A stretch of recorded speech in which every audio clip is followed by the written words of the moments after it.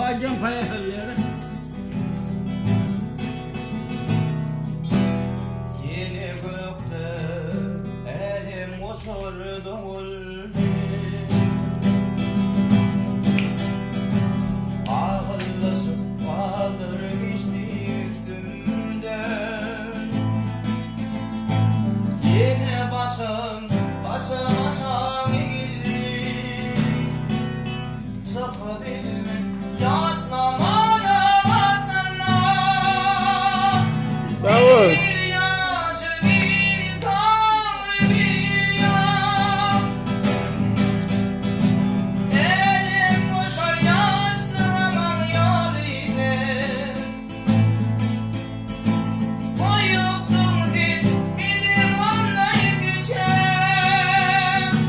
Sağ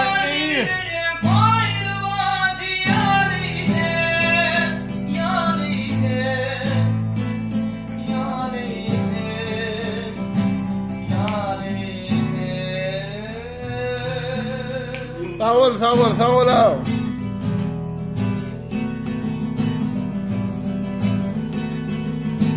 Geçip var ya aylar yıllar kışyanlar. Yeni bahar tepeliyer şarbatın. Haydi yana alıp gitti yapmadan. Ağlatırla şöyle beden ağlamadan. Bir yaşı bir tane bir yan. Sağ ol. Elim boşur yaşlanamam yâline.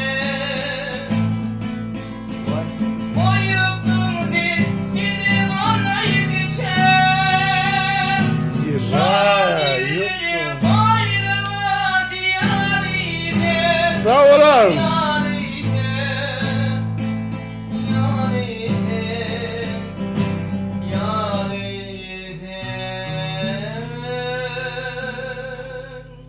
Sağ ol.